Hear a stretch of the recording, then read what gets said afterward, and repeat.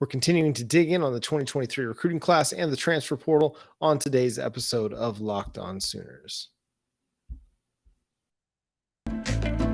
You are Locked On Sooners, your daily podcast on the Oklahoma Sooners, part of the Locked On Podcast Network, your team every day.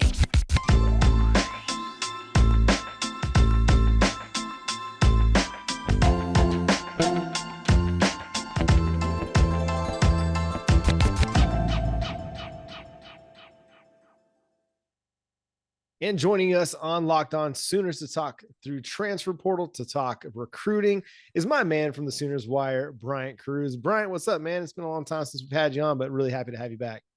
Yeah, absolutely. I'm very, very, very thankful that you guys have allowed me to join you guys in this space. So I'm excited, and let's get into it. Well, so Bryant is my recruiting guy over at Sooners Wire. He's the guy that has his kind of pulse or hand on the pulse of what's going on, both in the transfer portal and in the recruiting. So Bryant, just let's start with 2023 first. As we kind of inch towards the early signing day, we're almost a week away from that at this point. National signing day is less than 2 months. What's kind of your biggest impression of this recruiting class, and how high could it end up getting for the Oklahoma Sooners? Well, I think that's a great question. I think my biggest impression of just the entire recruiting class in general is that a lot of the stuff that we were sold or told by the previous regime was kind of not how do I put this without sounding ridiculous? It made us feel like we were being gaslit. I guess that's kind of where I wanted to head with it. This class it's pretty remarkable as is for a guy who is a first year coach. He had a 6-6 season, which is just far and away not Oklahoma standards at all. And yet they are trending towards probably their best recruiting class in 10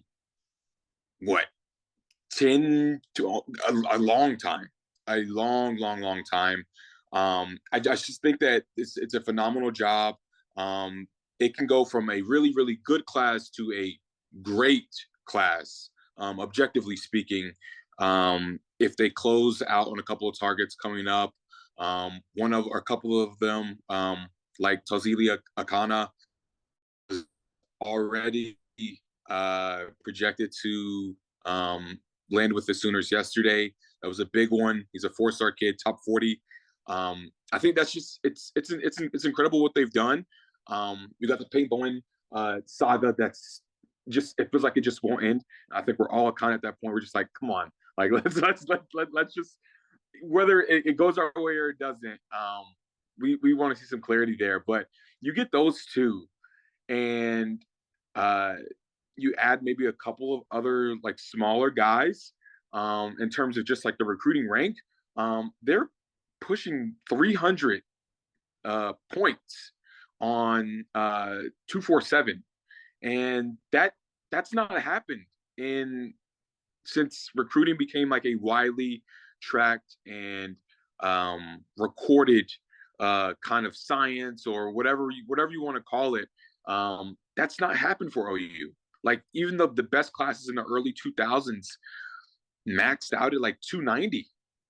So that's just to give a little insight there. And that's, and that's not including the possibility of a David Hicks getting added into the mix, but just Akana and Bowen themselves would have OU like knocking on the door for 300, which is absurd, and would almost basically guarantee them a top 3 class, which again, we never got with the previous regime. And we were basically told that it was just not possible. So I think the next couple of weeks and into February are going to should be a very good time to be a Oklahoma Sooner fan. So then on that note, Bryant, what does it say about this staff, and what does it say for Oklahoma that, look, obviously there's some work to be done in the next week to finalize some of what we're talking about, but if Oklahoma is able to swing that, to pull that off, what does that say for Venables, for the staff, that they're able to do that with their full first recruiting class? I think, if anything, it vindicates everything. It vindicates the entire hire, right? Well, not entirely, but it gives you a small sliver of vindication as to why he was the right guy at the right time as Oklahoma. And I think everyone, it gets lost in translation. Everyone thinks just like next year and the upcoming season. And I think that's okay, right? You have to live in the moment.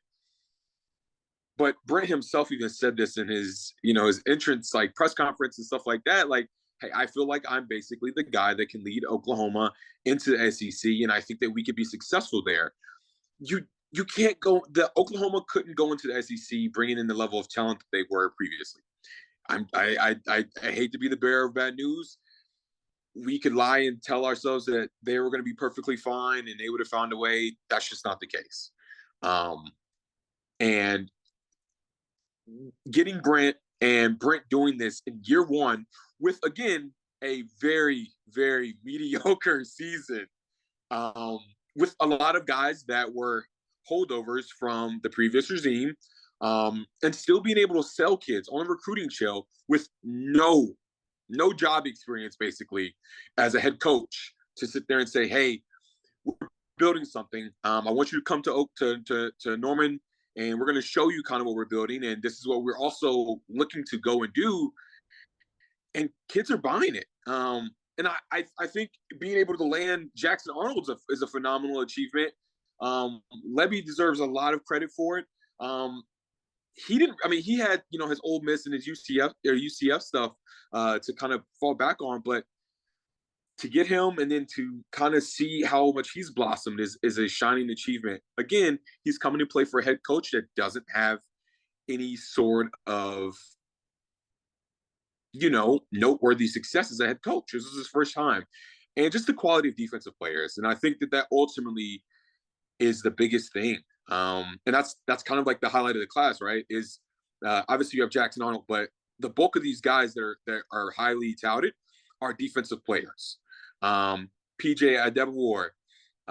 You've got Tausili Akana as a potential guy that signs next week. If you land Peyton Bowen, basically 4 of their top 5 guys are going to be defenders.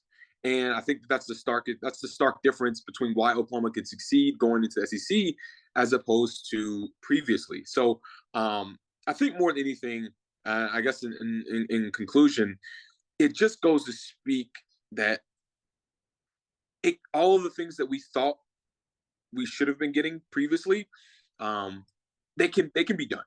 It can be done. And I think you have the buy-in of everyone in the community, the support staffs, and you've got the higher ups, presidents and ADs and Joe and David and all these people are behind it. And you see, you're reaping the benefits already. And we haven't even put a winning product, quote unquote, on the field under Brent Venables yet. And I think that speaks volumes. Imagine what happens next year if Oklahoma goes 10-2 and wins the Big 12.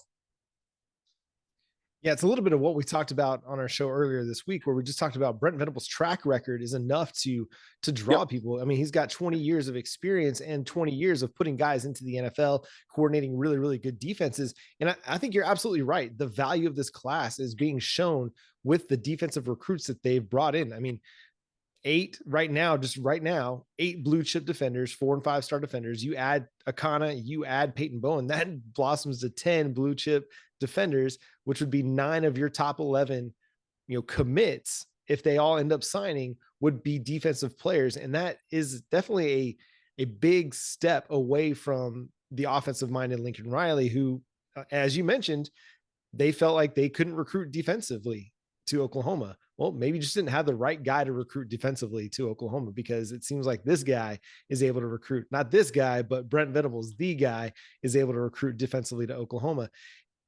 And that to me is pretty special. And I think the thing that you're hitting on, especially the fact that Oklahoma's gone 6-6, and it doesn't seem to have dissuaded anybody from coming to Norman. that to me is the Brent Venables factor. It's just this guy believes so much in what he's doing that he's able to bring people along with him. Like, hey, come be a part of this because it's going to be great. And so, and then your two offensive players in your top, 9 right now would be top 11 are really good players. And Jackson Arnold, who's a fringe top 10, 247 player. And then Caden Green, who is one of the best interior offensive line prospects in the country. So like, you're not necessarily missing out on offensive talent either. You're just getting a lot of really good defensive talent because you still got several 4-star offensive, players, that come in behind that. So, I mean, the recruiting class as a whole just is going to shape up to be fantastic. Yep. Are there any guys that you think could be potential surprises out there? I mean, you touched on David Hicks. It seems like there's a lot that's kind of trending away from him ending up in Norman. Is there anybody else that's out there like a Micah Tease or the tight end that's out of Arkansas that might maybe be a late add to Oklahoma's recruiting class? Yeah. So Micah Tease obviously is the name, right? Because he's a legacy. His brother played at Oklahoma. Oklahoma was recruiting him. And I think for people who aren't, as versed into the recruiting world, the issue I think that most people don't realize is Oklahoma probably very easily could have had Micah Tease if the current staff had the majority of his recruitment as opposed to basically coming on towards the tail end, right? This kid, he was a junior, he was going into his senior year. A lot of these kids want to, their recruitment is naturally winding down as you head into your senior year. And that's kind of where it was with Tease. And ultimately, the previous staff wanted him as a DB. They wanted him to play defensive back. He did not want to play defensive back. He wanted to play receiver. And they didn't really push for him to play receiver. And so he went to where, they were saying, yeah, absolutely. You come over here, you can play receiver. And that was Arkansas. And Arkansas got him. And obviously things have kind of transpired with Oklahoma's receiving options and stuff like that and receiving commits this class. And so now they've doubled back, and that's what they are reaching out to him and recruiting for. They want him to play receiver. And I think that the allure of, being from Oklahoma, playing for the best school in Oklahoma, that also your brother played at, I think it's a serious draw. I think that that's very much a real possibility. I think that that's something that is it's touch and go right now. I can't really tell you one way or another how it's going to go, but that's definitely probably priority one in terms of offensive players. You've got Quincy Rhodes is the tight end that you mentioned as well, who's an Arkansas commit, which is funny because there's another former Sooner commit at one time that's also committed to Arkansas. There's a possibility that he might decommit. Arkansas is in Luke Haas, who's from Oklahoma again. There's some weird things going on in Fayetteville. I'm not sure what is going on, but there's a lot of speculation that a couple of commits could be on the way out over the next couple of weeks or so. So that's something to monitor. Obviously, Micah Tease is the big name there, quote unquote, for Oklahoma. I think elsewhere, I would probably say that's really it in terms of high schoolers. You've got a lot of action going on with a lot of the transfer portal stuff, which we can get into later. But I think Micah, Quincy Rhodes are two of the big names that I would say that are names to kind of follow right now. There was a defensive end, 4-star defensive end commit for Michigan. Etta came down for a visit during Bedlam. He was a surprise visitor. Might be a name to watch. Kind of got went dark on that for a little while, so I'm not necessarily sure if that's something still viable. But that was something that was talked about for a while. Would have been a very big surprise. But other than that, I think really Tees is the one. Tees and Rhodes are the two big names though. Definitely want to get some of your thoughts on just the class as a whole, just some of the individual players that you're intrigued by. Before that, imagine this. You're hanging out with some friends, putting back a few drinks. A few becomes a few too many, and as the evening comes to a close, people start to head out. You think of calling for a ride, but you make that decision. Nah, you live close by. You can make it home. No big deal. What are the odds you'll get pulled over, right? And even so, what's the worst that's going to happen? Your insurance goes up. You lose your license. You lose your job. You total your car. You kill someone. Everyone knows about the risks of driving drunk. The results, often tragic, often deadly. However, that still doesn't stop everyone from getting behind the wheel while under the influence. That's why police officers, they're out there right now looking for impaired drivers on our roads to save lives. So if you think you're okay to drive after a few drinks, think again, people. Play it safe, plan ahead to get a ride. It only takes one mistake to not only change your life, but to change somebody else's or some other family's lives forever. So drive sober or get pulled over.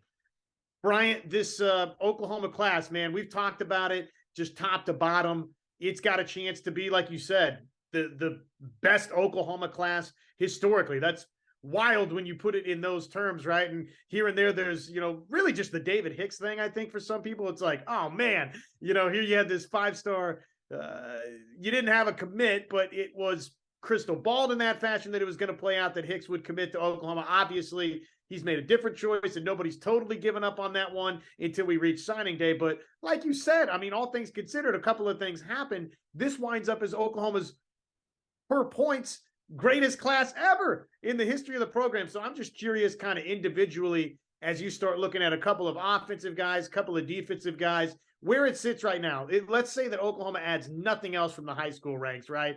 Which probably they're going to, a flip here, a flip there. But just where it's at right now, who are you excited about in this class for Oklahoma? I'll get the I guess the expected names out of the way. I'm very excited to see Jackson Arnold.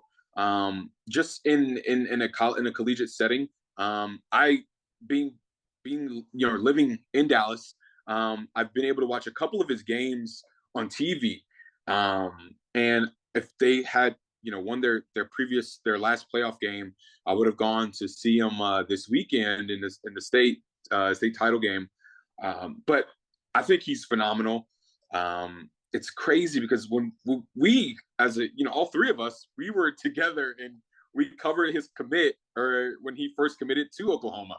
And I was like, okay, this is a good developmental 4-star kid. He's got some upside. He can definitely be a P5 starter. And then wins the Elite 11 and does all these things. And in his senior year, he just absolutely just rips up Texas 6A competition, which, pound for pound is some of the best high school competition in the country. I think that's insane. But I guess out of the non-traditional, kind of sector, I am very much looking to see Caden Green, Samuel Osamigo. I think that his athletic profile is absurd. I just think that he represents the new age linebacker that you see in all levels of football now, right? He's not overly massive. He's 6'1", 6'2". He's going to probably come in at a lean 6 or 210, 215. Over the course of his college career, he probably gets up to 230, maybe 235. But he can run, he can cover. He's not scared to hit someone. I'm infatuated with that because those are the type of players that's what football is trending to, right? These hybrid linebacker safety types. And I think that those are the types of players that make Brent Venables' defense work. You talk all the time about Cheetah. Deshaun White did an excellent job this year for the most part, right? He caught his stride, I think probably the 4th game on, and then he put together a heck of a season. But obviously to that point, I still think that there are better athletes, quote unquote, on Oklahoma's team that probably could have played their role even better. You have Jaren Kanak, right? I think that might be his position next year. But nonetheless, you have these hybrid players these freak athletes that can play defense. They can run, they can tackle, they can cover. And I think Samuel Osamigo just kind of fits into that bill. I like him a lot. I think PJ Adebawar is, assuming, like you said, we don't get anyone else, and you take Jackson Arnold out the equation. I think PJ, he gives me the biggest vibe of being a potential like first round draft pick. He's super twitchy. He's long. He's 6'5". He legitimately looks like the defensive ends that Oklahoma fans have sit there and watched pick apart our teams when we've gotten to the college football playoffs. Like he looks like those guys, right? And he has to obviously add muscle and whatnot, but he's a freak athlete. And I think that he's just one of those guys that I would be thoroughly shocked if he's not on the 2 deep come game 1 next year. Like I just, with everything that they're kind of losing, and they filtered out so many guys on the depth chart, I find it very hard for him not to see snaps, kind of like our Mason Thomas, right? Again, another sudden athlete that's just twitchy, and he's quick, he's fast, and he's coming off the edge. And I love PJ's game, and I think that he might go down as the recruit that we are very thankful wasn't poached away by the Alabamas, the Georgias of the world more than anybody else out of this class. And I'm sure there's going to be a surprise or two, kind of like you had in 2020 when Marvin Mims showed up. He was a 3-star. No one expected what we've gotten from him, and for him to be this, the star of the team. So there's going to be someone else on there, but I think PJ and Samuel Osamigo are 2 of the guys that I'm very, very, very high on. And I would also say Jacoby Johnson, just because of his athletic profile again. He hasn't really committed, full time into football yet, right? He's playing basketball, could have played P5 basketball elsewhere. I'm really interested to see how he does when he no longer is playing basketball. And those extra however many hours are going to weightlifting and skill development with Jay Valai and Brandon Hall and stuff on the back end. So those are my 3, I think, if I had to pick some. Yeah, it's an exciting class. I mean, we've been talking about it as well. I mean, the guys I'm most excited about are kind of those guys on the 3-star range, the Ashton Sanders and the Taylor Wayne, and our guy Josh Bates, who got his 4th star. So there's a lot of guys in this group to be really excited about and to look forward to watching in the spring game in 2023, and then seeing how they develop throughout their Oklahoma career. Let's turn to the transfer portal, because Oklahoma has really gotten off to a really nice start in the portal. They landed Jacob Lacey before the season was even finished, brought back Austin Stogner to play tight end for him, and then added Deshaun McCullough, who is the number 1 edge in the class, one of the best players in the class. As a true freshman, had really good production. But it doesn't seem like it's going to stop there either. They're in the top 5 for Keyshawn Blackstone, who is not really a transfer. He's a JUCO player, but being in college, I don't know why. I want to lump them all in with the transfers, but they've done a nice job so far. But it seems like there's still areas where they need to add players, or positions they need to add players. Where are some of the areas you think they need to look in the transfer portal to really solidify this team for 2023? Right off the top of my head, it's offensive line. I've told you have talked about this before. I find it personally hard to believe that they go into summer. I'll say summer, because I think spring, you're iffy because you still have guys that are going to be transferring out after spring games and whatnot. You have that window of transfer opportunities there. But I can't see Oklahoma going into the summer counting on Jacob Sexton and Jake Taylor and Tyler Guyton basically as the only proven guys, quote unquote, that have gotten snaps last year. I just don't see it. I don't see that. Obviously, Chris Murray is gone now. He's graduated. He no longer has any more eligibility. So you also don't have a right guard. And there you enter, Keyshawn Blackstock, right? He is a transfer. JUCO guy, so he's already kind of played a little bit collegiately, so to speak. And I feel like he may be a guy that, if Oklahoma can land, he's got some stiff competition. Oregon's going to lose some guys to the NFL. Tennessee as well. Darnell Wright is a very highly coveted NFL prospect. He's in that same tier of tackles as Anton Harrison. So they're both are going to be looking to get drafted. So there's an opening there for him in Tennessee. Michigan State's on him pretty heavily. Our friends in Southern California entered their name into the mix as well. And they're losing guys. I know Voorhees, it was an All-American. He's gone this season as well. So that's a battle that Oklahoma would like to win. I mean, he feels a need. 6'5", 320. He's, college ready, per se, as opposed to looking at, some of the younger guys in their recruiting class to come here and be full depth pieces. And I think that offensive line is something that they need to attack very, very hard, as much as possible. And if we're talking other groups, receiver. Receiver is the big one, right? We don't know what Marvin Mims is going to do, although a lot of signs are pointing to him returning. That's cool. That's fine. But you lose Theo Weiss, you lose a bunch of other guys that were on the depth chart, not necessarily contributors, or major contributors, I should say. But you have the chance to bring in collegiate guys who've played college ball and have contributed, and were like the top contributors on their team, like Trey Harris from Louisiana Tech, Xavier Guillory from Idaho State, Dorian Singer, which I wouldn't lean into that too much if I was anyone. I feel like that's going to go another direction. Personally, just kind of reading some of the tea leaves here.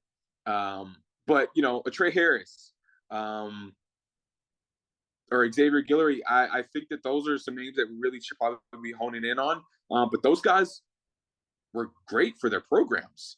And why would you not add that to what we already have? If Mims returns, you have that with Farouk. You get the possibility of Drake Stoops coming back as well. I think that they could definitely stand for another offensive weapon on the perimeter. I think at times there was a dependent on Mims to get open, and if he wasn't,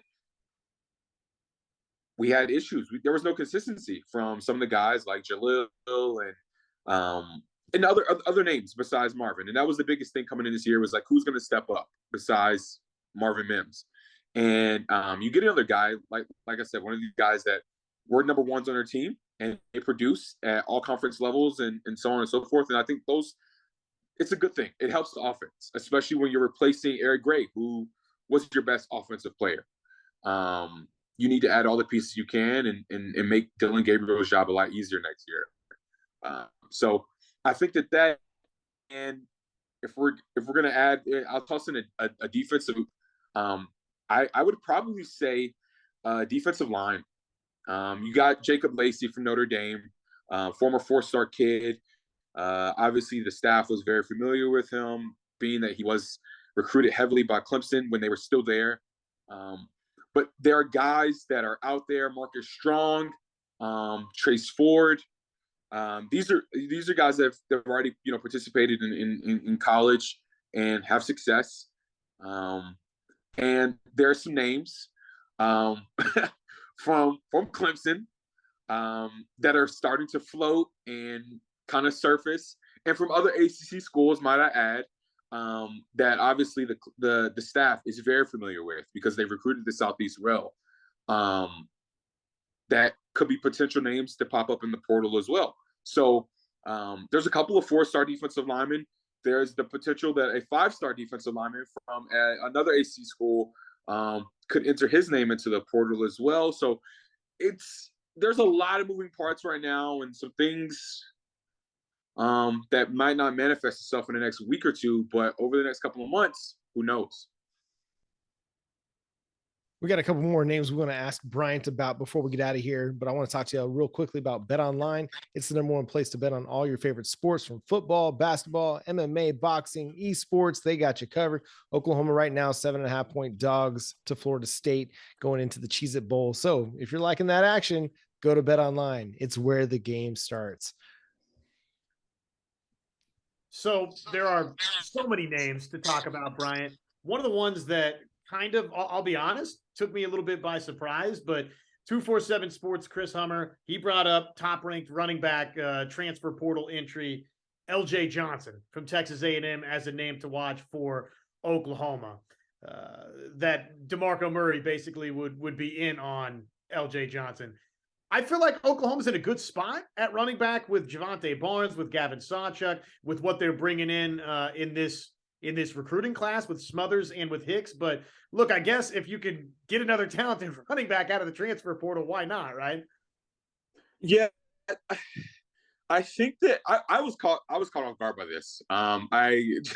John actually shared the Chris Hummer article in our Discord channel, and I was like, huh? And I have nothing for you guys in terms of like how this kind of came about. What I do know is DeMarco Murray and LJ Johnson have a very good relationship. He recruited him very hard a couple of years ago, and obviously lost out on that, on that commitment. And I think that was at the time where everyone was kind of questioning, like, okay, when are we going to land like a 4-star, a highly coveted 4-star, 5-star running back?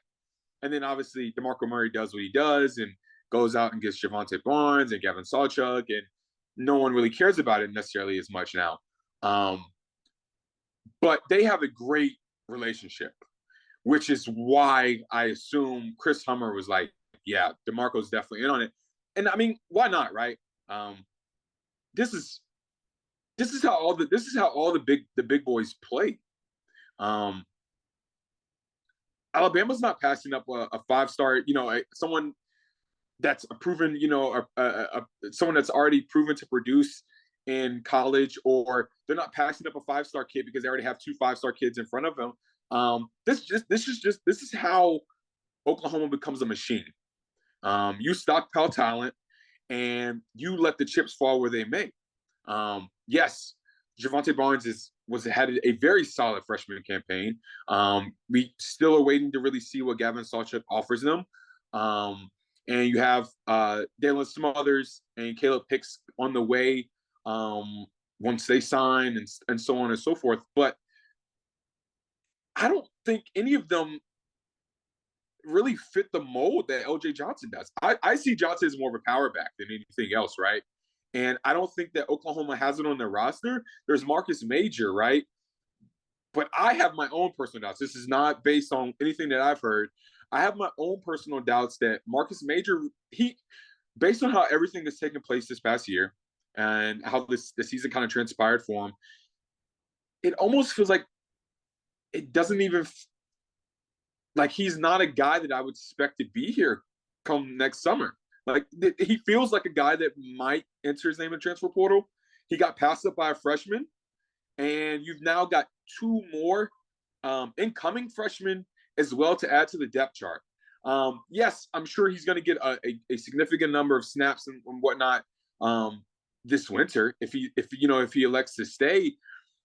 But does he like that though? Is the idea of having to battle it out again for basically 4 years now, does that intrigue him? And if it doesn't, he might leave and maybe look for greener pastures. So then you kind of do need someone like an LJ Johnson, right? Because you basically are relying on sophomores and freshmen to carry your running back room. And most teams don't want to do that. Teams do not want to rely on, sophomores and freshmen as the bulk of their running back room. We need leadership, right? And I could see the possibility of an LJ Johnson coming in because he's done it before, and he can mentor the rest of the room and be some sort of leadership. And like I said, DeMarco Murray has a relationship with him. So there's trust there. I don't know how this works out. Obviously, he just took a visit. He's already gone on a visit already. I know SMU is in there as well. See if Oklahoma can swing their way and get a visit themselves. I think if Oklahoma gets a visit, though, you got to kind of like their shot here. This is one of those recruitments where as long as you get them in the building, you can close the deal. And just because of prior relationships, right? It's kind of like Stogner's situation. Once Austin, initiated conversations with the Oklahoma staff, it was like, all right, we got him. As long as he wants to come back, he'll come back. And I think this is a situation too where DeMarco Murray, his relationship with him was very strong, and I think that his decision to go elsewhere had nothing to do with DeMarco Murray, but more so, what can Oklahoma offer me as opposed to all these other places? And so, that mass exodus from College Station has kind of hit everyone. So you go where you feel loved and you have trust. And like I said, if he gets in the doors in Norman and they get him in for a visit, I can see it moving along fast. Man, Bryant, so much great insight and information there over the last, 30 minutes that we've had you. So it's fantastic coverage that you always provide. And I'm appreciative that you're a part of Sooners Wire. And thank you so much for being a part of the show. Yeah, absolutely. Tell people where to find you on Twitter. It's at that man. I'll tell them where to find you. It's at that man Bryant on Twitter. I was having a brain fart there for a second. It's been a long day. But also go read his work over at Sooners Wire as well, where you can get more recruiting insight from Bryant. Well connected to what's going on in Big 12, also out east in the ACC, because my man here's from North Carolina as well as Texas. So got some roots in different places. So Bryant, thanks again so much for being part of the show, man. Absolutely. Thank you guys for having me. And that's going to do it for today's episode of Locked On Sooners. Make sure you subscribe to the show wherever you get your podcasts. We're free and available on all platforms. Go subscribe to the show over on YouTube as well. And hey, transfer portal, it doesn't stop. It's the new offseason for college football. We're going to talk recruiting, transfer portal, nonstop, all day, every day. So subscribe to Locked On Sooners wherever you get your podcasts again. But until next time, he's Bryant Cruz. He's Josh Helmer. I'm John Williams. We'll catch you then. Boomer Sooner.